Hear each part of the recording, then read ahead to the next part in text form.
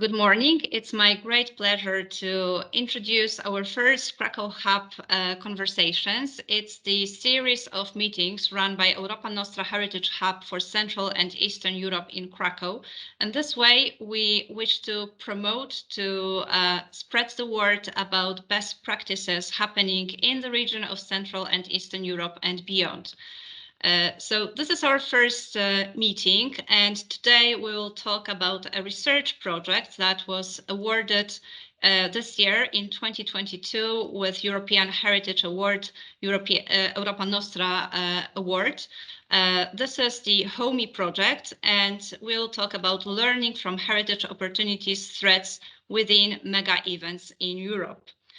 We have three distinguished guests, three scholars who made this project happen. First, I will introduce them all, and then I will give the floor to them to present the project. Davide Ponzini is Professor of Urban Planning at Politecnico di Milano and Director of the TAU Lab. He has also been a visiting scholar at Yale, Johns Hopkins, Columbia University and Sciences Po Paris, and visiting professor at Technical University Munich. His research activity focuses on planning theory, urban and cultural policy, and contemporary architecture. He is co-author of Starchitecture and co-editor of the New Arab Urban Gulf Cities of Wealth, Ambition, and Distress. Dr. Franco Bianchini is one of the associate directors of the Center for Cultural Value based at the University of Leeds. He's also visiting professor at the Sibelius Academy at the University of Arts, Helsinki, and a member of the Council of Funders and of the board of the Fitzcarraldo Foundation in Turin. His publications and research interests concern topics including the role of cultural resources and interculturalism in urban innovation and regeneration, European cities, capitals of culture, and urban culture strategies in the context of changes in contemporary political cultures.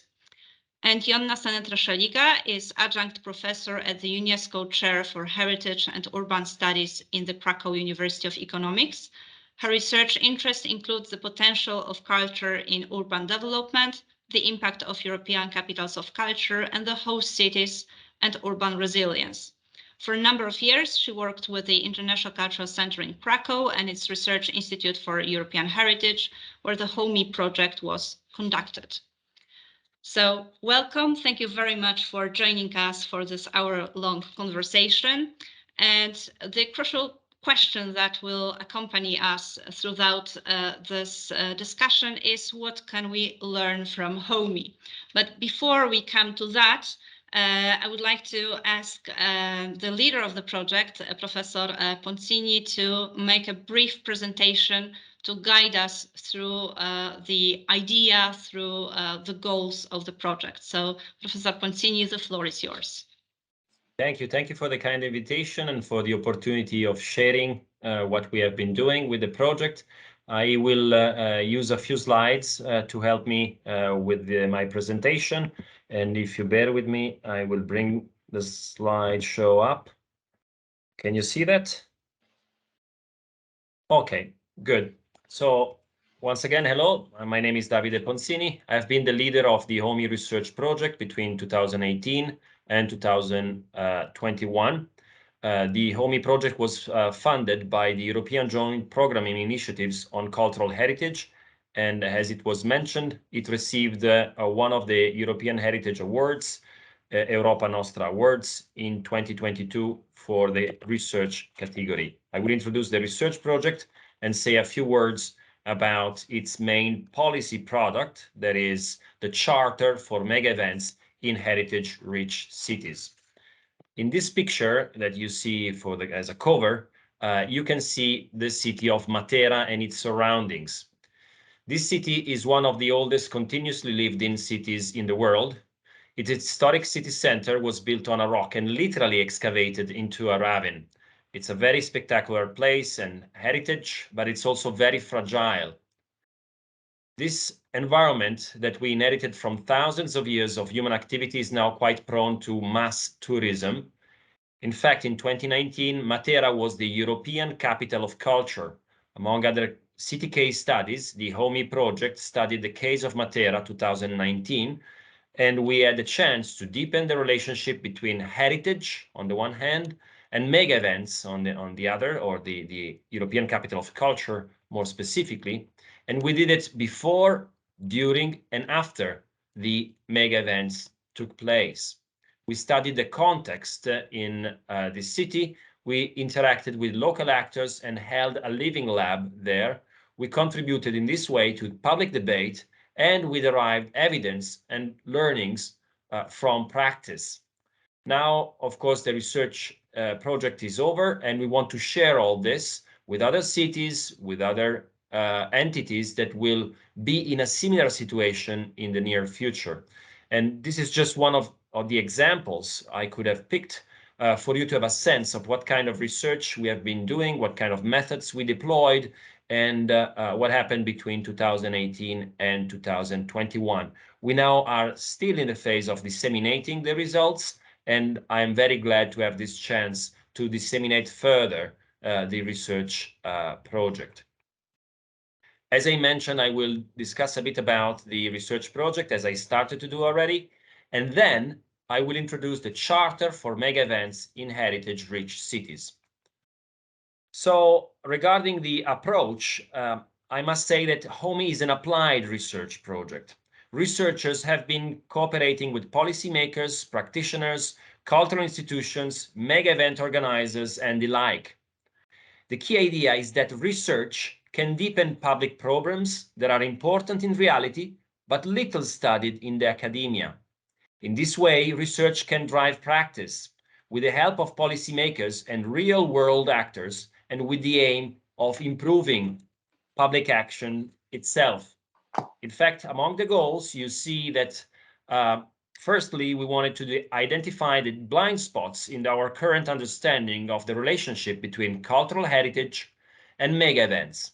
Second, we seek to better understand how existing mega event policies deal with the threats and opportunities for heritage, both tangible heritage and intangible heritage, we mean. Third, the research provides policy recommendations to different decision makers and actors regarding mega events in heritage-rich cities. HOMEE is a complex, or has been a complex research team. 4 research centers in Europe have been involved in the research: Politecnico di Milano at the Department of Architecture and Urban Studies, the University of Hull in the UK, Neapolis University, Paphos in Cyprus, and of course, the International Culture Center in Krakow. Today, we have 3 of us representing, in a way, the complexity of the much broader team. But also, I want to stress the fact that HOMEE has been a complex network of researchers, institutions, and organizations in the field of heritage, cultural policy, and mega events. So you see this little map that shows the spread of and the diversity you can read in the list of the kinds of partners involved. And this enriched tremendously the research we have been doing. And in particular, this was a very important part of our approach that, again, was not theoretical research, was very much applied to the cities and the places we wanted to study in Europe. And we did it with a wide range of actors, as you see here. As for time, we started in 2018 with the literature review. We deepened 5 case studies of past mega events, namely Genova 2004 European Capital of Culture, Milan 2015 Expo, Wrocław 2016 European Capital of Culture, Paphos 2017 European Capital of Culture, and finally Hull 2017 UK City of Culture. Also, we observed one additional case study, the Matera 2019 European Capital of Culture, as it unfolded before and during 2019. Within this work, we collaborated with the associate partners, as I mentioned, and we carried out a series of interviews, focus groups, roundtables, and the Living Lab in June 2019. In 2020, we held a number of workshops and validation sessions with international experts, even beyond our associate partner network. We finalized the charter in 2021 and started the dissemination phase that in fact continues as of today. And we had smaller spin-off research projects and initiatives, including some regarding other mega events, regarding the Olympics and other mega events than the cultural mega events that we focused on. You see here, small pictures with the case studies I mentioned. And of course, you can find much more in our website. Also, we published substantially in academic environment as well as in policy environment with research reports. I want to mention that Zachary Jones and myself published one paper in the Journal of Planning Literature where we demonstrated the lack of research at the crossroads between heritage studies and mega event studies. There is one special issue also in the European Planning Studies Journal that came out earlier in this year in 2022 and will become a book next year. And the title is Cultural Mega Events and Heritage Challenges for European Cities, whereas I've been the guest editor of that special issue, but many homies contributed to this special issue with an article. Here you see how we corroborated what we found through several seminars and validation sessions with a number of experts. And of course, we had a chance then to give back in, so to say, what we learned through one policy document that first and foremost speaks to policymakers, and that is the Charter for Mega Events in Heritage-Rich Cities. Basically, it responds to to a question that has important practical implications. And this question is, how can cities rich in culture host mega events without putting their own heritage at risk? And in this, in answering this, the Charter gives concrete answers, I believe, along 4 themes, 13 principles, and 51 recommendations. We used concrete case studies that I mentioned before, and those are reported in the snapshot section of the Charter. And I invite you all to download and see the Charter, as it provides real-world policy references and shows best practices as well as pitfalls, what to avoid in managing and planning and managing and following the legacy of a mega event in a heritage-rich city. Here you see one image that in a way summarizes all the themes and principles of the Charter. And as you see, the 4 themes are context matters, planning legacies, inclusive governance, and finally, communities and identities. For each theme, we provided 3 to 4 recommendations. They are represented by the icons you may see. And we may discuss some of them later on. And I just want to go through the themes rapidly and share them with you. So first, the idea is to explain that space and places matter. We understood that the local features are key to mega events, and they are key starting in the bidding phase and all along the implementation and what the mega event leaves to the place and city. Second, time also is important, and we try to understand are framed within a long-term vision for the city, and how heritage fits into this vision, and how in fact the mega event activities interact with heritage in the long term. Third, we realize that typically heritage-rich cities do have complex governance systems involving multiple actors and multiple institutions. And this, an open system proved to be more successful than a system that waits until the very last minute to call in the actors that are indispensable or otherwise to deliver the mega event itself.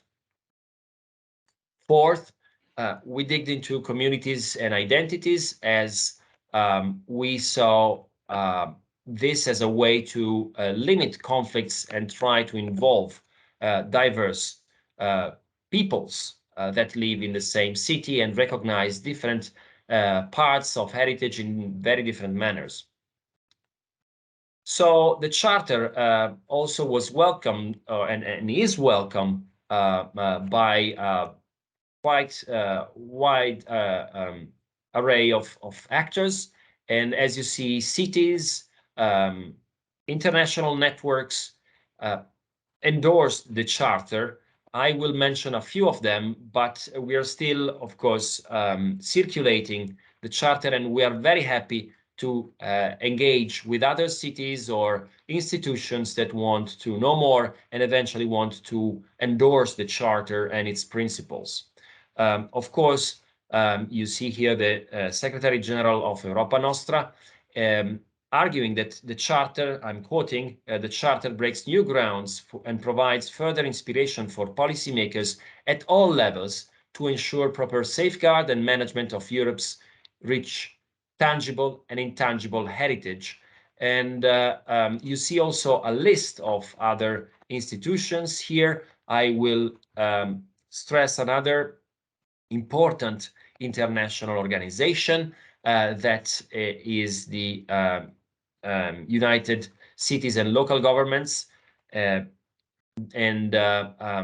of course a city that was one of the case studies of ours, that is the Expo 2015 in Milan, but also is now getting organized for hosting the 2026 Winter Olympics, received substantial attention and an endorsement by the mayor that you can read here, and in a way confirming that the charter is a resource. It's something that policymakers can use in practice. And this is very much what we want to keep doing with our findings, is to help other entities and cities and organizations to do a good job in both organizing and even deciding if and how to organize a mega event, and use that as a way to improve and enrich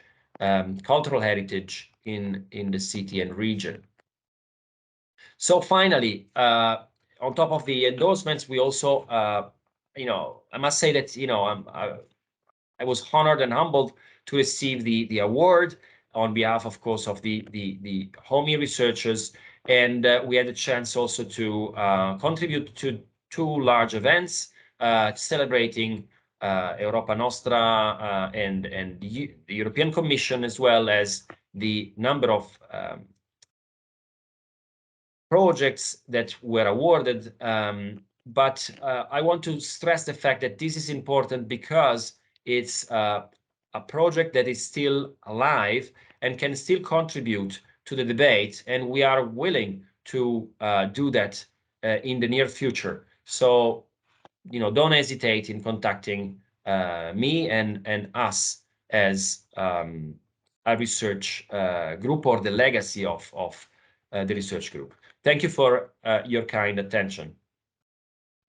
Thank you very much, Davide, for the brief presentation. And now I would like you to elaborate on various ideas that you have already mentioned at various occasions. And to start with, perhaps we should outline what you mean by the mega event. You have specified that the project was focused on European Capital of Culture, the City of Culture, Expo. You also mentioned the Olympic Games. So to start with, Can you say, how did you classify a mega event in your project?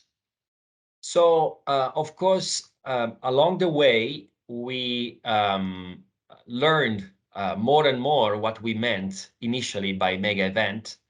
And I must say also, we expanded the original definition that we had in mind, basically concentrating on what we call cultural mega events.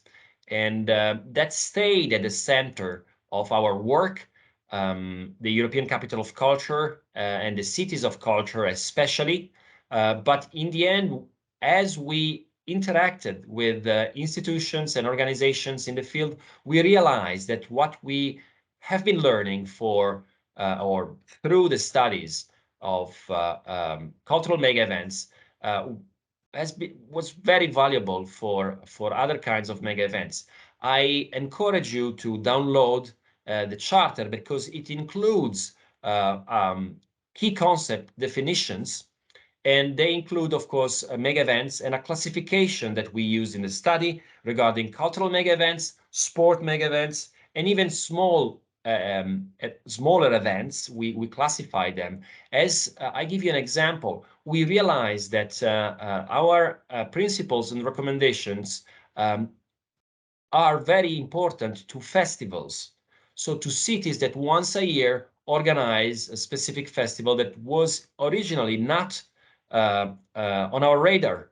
So we realized that through the 3 years of research and intense interaction with actors. And this is something, again, we want to do again and again and see how this document can adapt and generate action, because in the end, again, it's an applied research project. We didn't do this to publish yet another journal article, but we wanted to help institutions, and this is part of the mission of our institutions as well, as of today.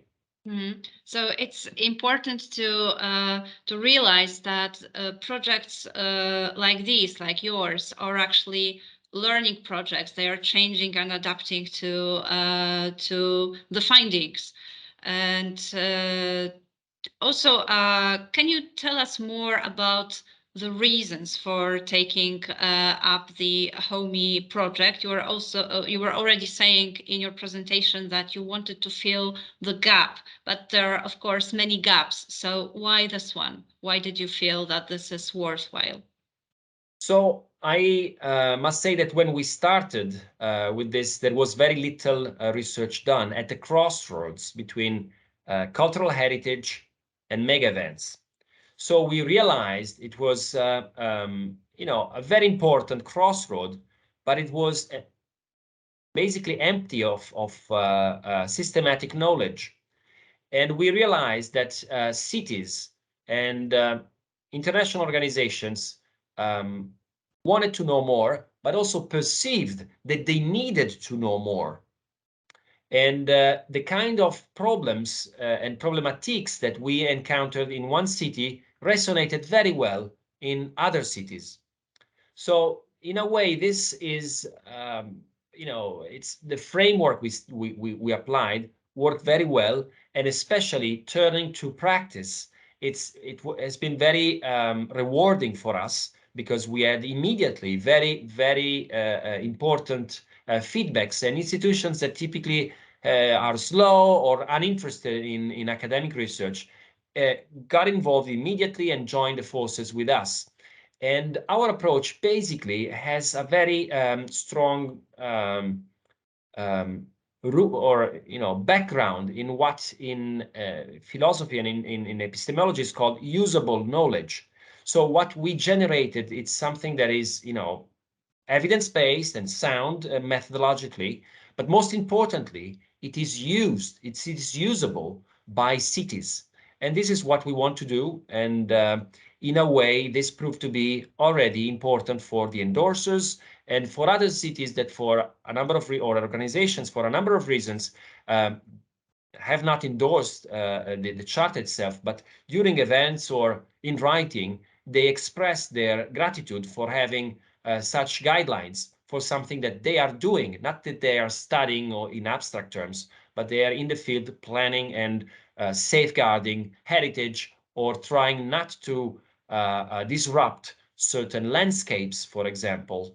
And I must say that this has been very rewarding as a researcher and also as a part of an institution that has a strong civic commitment as Politecnico di Milano and the Department of Architecture and Urban Studies.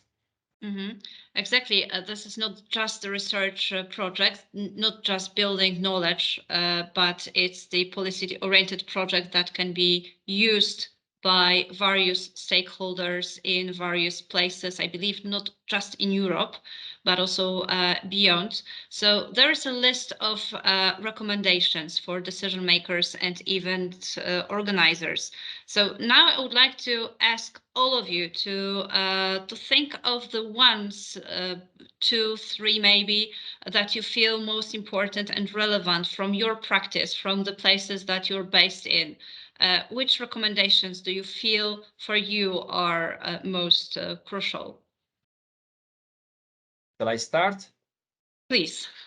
Okay.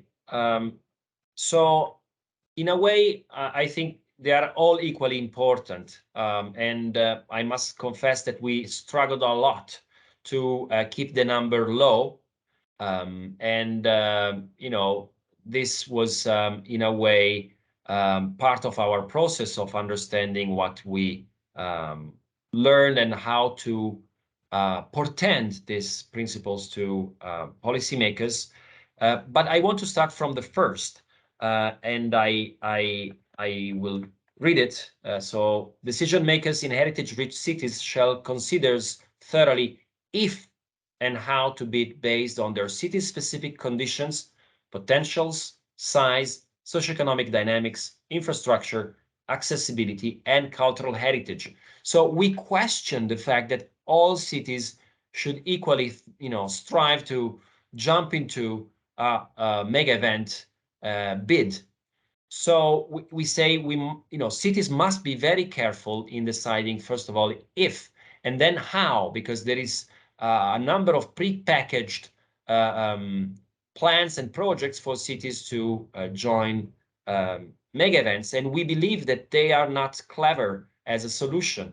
So to pay attention to context must, in a way, alert the policymakers with having a deeper understanding of their context in many different ways, but especially what kind of heritage they want to mobilize, what kind of agencies locally connected to heritage they want to involve since the beginning of the bidding phase, and in a way to see if the way in which the mega event interacts with the local heritage is viable to them, or if that needs to be adjusted or enriched with other projects and locations that perhaps policymakers at the start did not have in mind. So this also tells something about what we are doing now. So we are not suggesting to sell predefined solutions to any and all cities, but we say we can help you reflecting over what you're doing in place, so that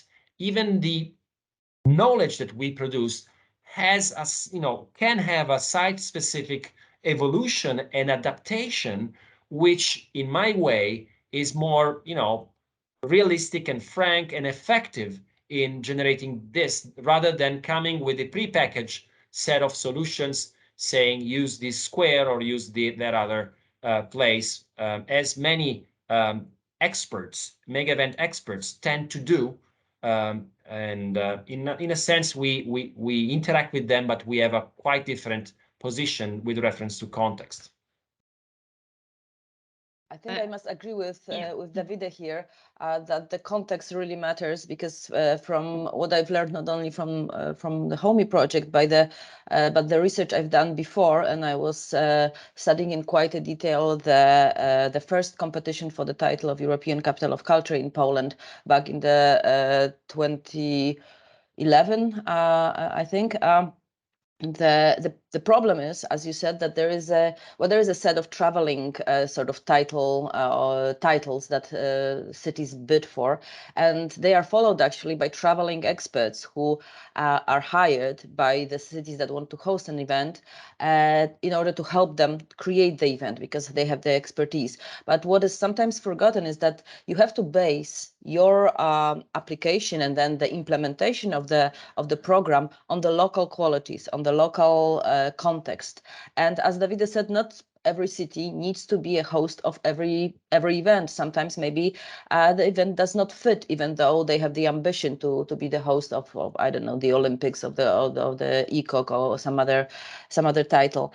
And once they actually decide that they want to do it, they certainly have to make a map of heritage and cultural resources that they have available at hand, and see how they can be used in the mega event process, and what kind of maybe problems or challenges that can help to solve. Because we have a recommendation also on the way the heritage can be sort of employed. I know it sounds a little bit negative when you employ or use cultural heritage for practical problems, but in fact you can actually try to harness the potential of heritage to face some challenges. And we have the example of it, for example, in Linz, which is the birth city of Adolf Hitler, and they try to deal with this difficult past and difficult heritage and the image the city has while facing the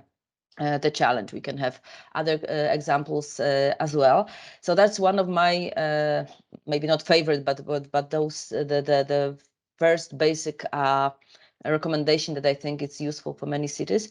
And the other thing is planning legacies, because what I've seen from a number of mega events, sometimes the planning stops at actually winning the title, and then there you have the whole thing implemented. You have lots of festival type of events, and not all the time there is they stop and think, what next, what we are actually doing that for.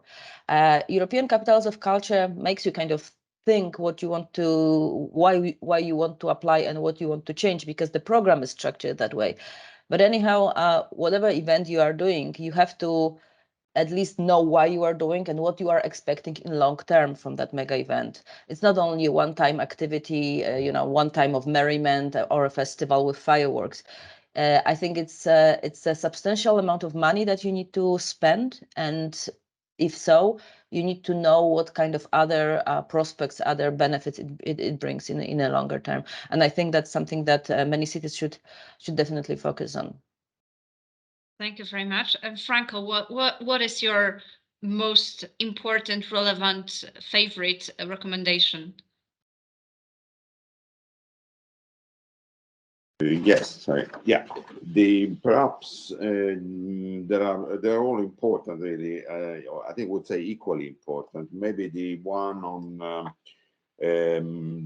dissonant, lost, and new heritage narratives, which the text says cultural mega events can explore lost, dissonant, and new heritage narratives, strengthen community identities, and diversify heritage appreciation. And this is very important. It is explained very well in further down in the document, where it says that promoting heritage narratives in a mega event should avoid stereotypes and oversimplifications, which are generated only for tourists. So such narratives should foster multiple interpretations of heritage for local and regional audiences by highlighting different cultures, traditions, and communities. So it's basically recommendations against to try to mitigate the risk of banalization and standardization of heritage for tourism purposes, which I think is ever present as a risk, and particularly for successful heritage cities, like Dubrovnik, Venice, Barcelona. We have so many examples of such risk. But of course, there are many other very good recommendations, especially in the area of governance. And I would say the recommendations which talk about the importance of participatory processes of governance, inclusive processes, are especially important as well. Thank you very much for this. And I cannot ask this question as we are in 2022 about the impact of the pandemic on the organization of mega events. The world has come back to organization of mega events, but the question for you is, can you see any change? And do you think that the mega events in future will differ from the ones that perhaps were your case studies in the project? Franco, what do you think?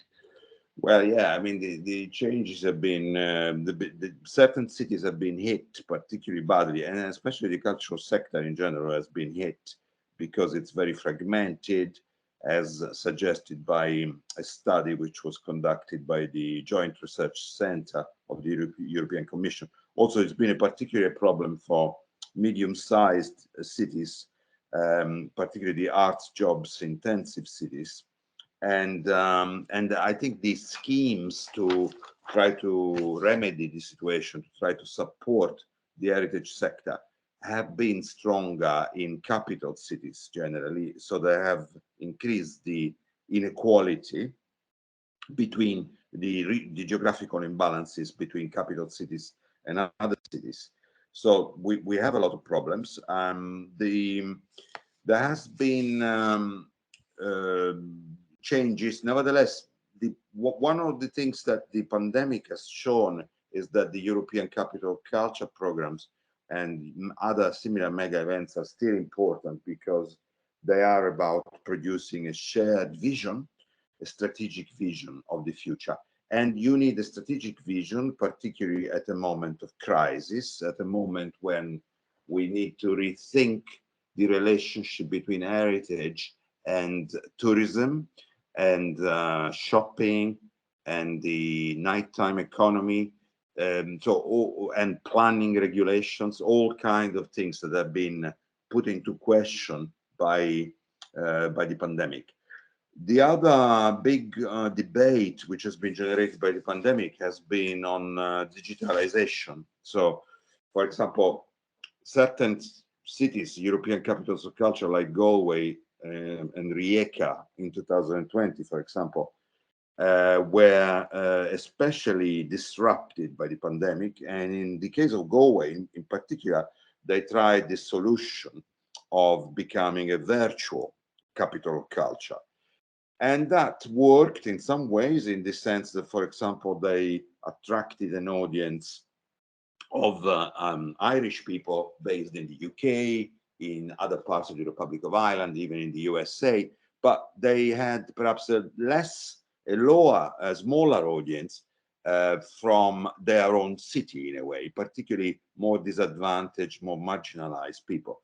So there's a whole range of reflections around the shift to digital, which are very interesting. Clearly, some cities staging mega events have liked the fact that it was easier and more environmentally sustainable to conduct meetings, to have particular meetings involving people from different countries. But at the same time, it was actually difficult often to fully understand heritage projects without visiting them. And the experience also highlighted the need to be much more imaginative about the uses of heritage, because the uses of digital means. Because one of the difficulties is that if we spend the entire day looking at a screen for our work, then we may be reluctant as people to also watch a performance, for example, in a heritage setting in the evening after we finish working. So the question of how to humanize digital technology, of how to try to deal with this risk of digital saturation and fatigue is very important. And in fact, also one issue which also remains on the table is also the question, as I said earlier, of digital exclusion, which still affects people based in rural areas that are often also involved in projects linking heritage with cultural mega events. So there are many issues raised by the pandemic, which we still have to resolve. So actually, it means that the HOMEE project could have a follow-up, and that you may continue the research in future and perhaps compare the results done in some 3 years' time, just guessing. My next question is about your expectations when you were starting the project. I believe all the researchers had some feelings what should be put in as perhaps already as a recommendation, what you might find.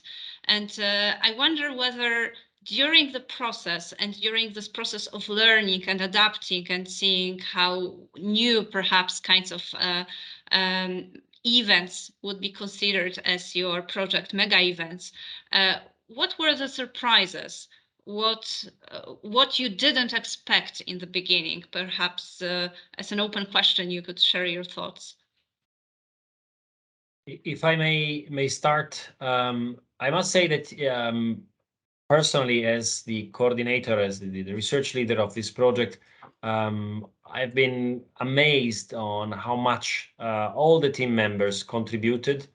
And in fact, it's very easy to say that we over-delivered.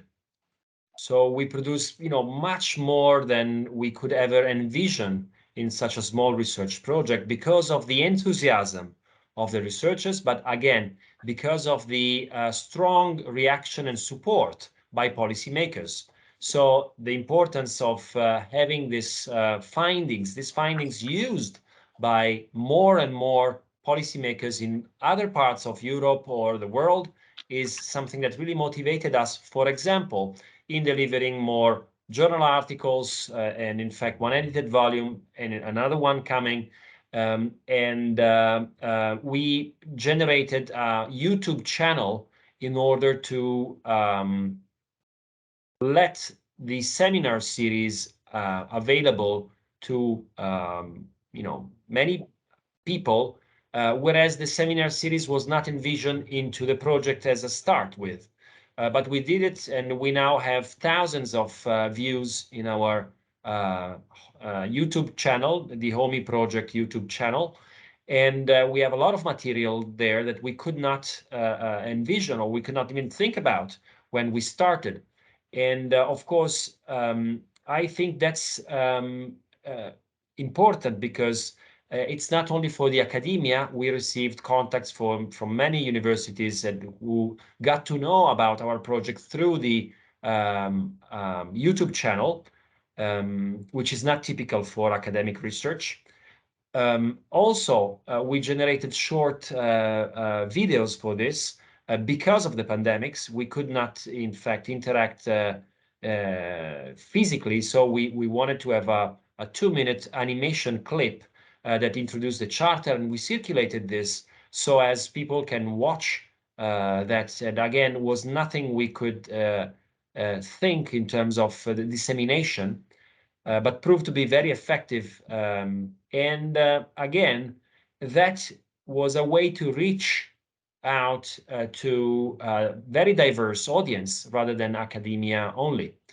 So I believe that the mayor or the mayor's office is capable of watching 2 minutes on YouTube rather than reading a 500-page long report. And that, in fact, proved to be true, and an experimentation that was not, in fact, something we expected to be doing. And of course, with the European Heritage Award, Europa Nostra Award, we also further engaged. And I must confess, this was way beyond what we could expect when we started the research. And again, we are very honored to having accomplished this. But we see this coming out of the passion of researchers, but also from the importance of the subject, we selected and its relevance in real world policy making.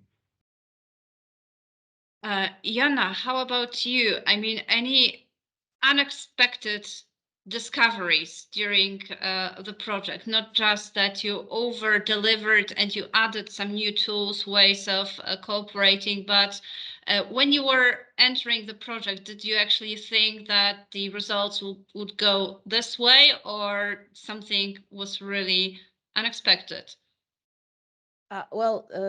Actually, the one of the most unexpected things were how we involved digital technologies in our project, because, as you know, the pandemic was a great challenge. But in a way, for our project, it was at this section that at this phase that we were at when it hit. It was sort of a blessing in disguise in terms of the number of actually activities that we've done. Before the pandemic, you could have, we did not envisage so many meetings and so many validation workshops and so many connections with our associated partners, because we would have to have a giant budget for traveling to all those places and talking with all those people and organizing all those seminars. Whereas during the pandemic, it turned out that it can be done online. We knew it, we had known it before, but no one really considered it. But then we had so many meetings, and it was actually that was unexpected that we could have so many meetings, and the content that we drew from the meetings, because the validation workshops actually proved that what we have discovered, what we have learned during the analysis of the research results, actually was very sound, and people from different type of events and policymakers actually validated the recommendations and the content that stood behind them. And I think that I did not expect our research to be that grounded in the experience of so many people. So I think that's a great advantage of this project, I think. Franco, would you like to also share your perspective? Yes, a little bit similar to what has already been said. My biggest surprise has been the incredibly positive response by policymakers, by the sector, the long list and very prestigious, impressive list of endorsements that has been included in the presentation by Davide earlier.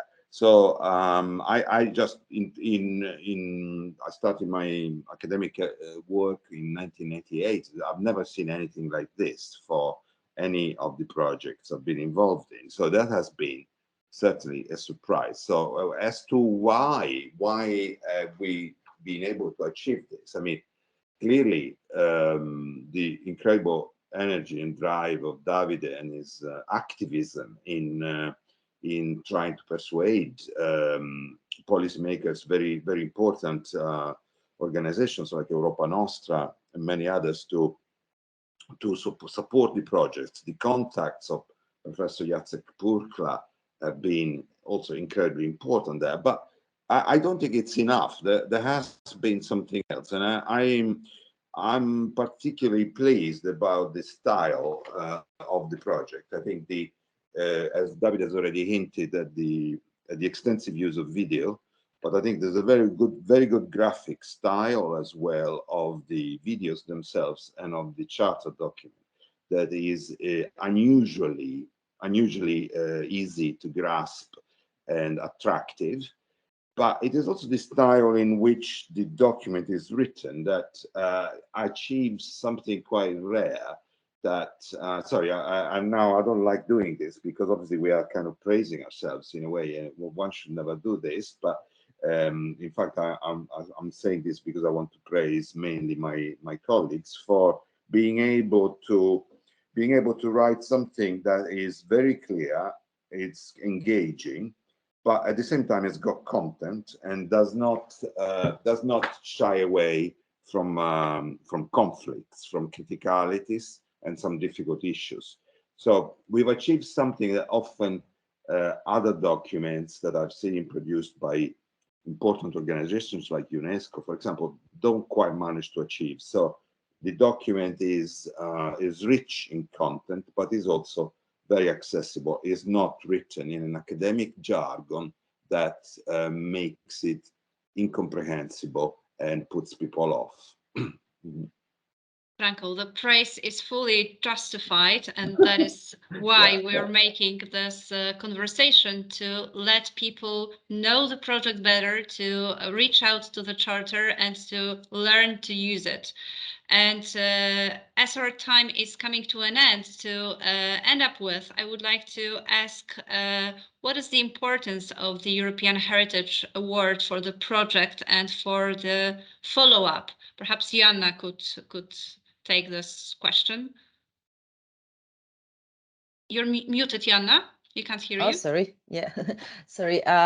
Definitely. Well, as Davide already said, we are very thankful for the recognition that the Europa Nostra honored us with. I mean, we have never thought that we could be the winners of such a prestigious award, and I think it's a great praise for our work, and we thank Europa Nostra very much for that. And it is important, and I wanted to say that also to encourage other researchers not to be shy and not to and to apply actually for the award, because I think that what the challenge with Europa Nostra awards in the research category is that many of the, I mean, usually it's about the conservation and restoration of heritage, which is obviously of tremendous importance. But I think our project in that way is unique, that it does not directly deal with conservation and restoration or revitalization, but still tackles important issues for heritage. And so that's one thing, is that a diverse topics can be covered by the projects that are awarded. And for us, it's quite important because it's maybe not gives a second life, because our project is still going on in terms of follow-up and dissemination of the results, but it gives additional boost to the following up on the project.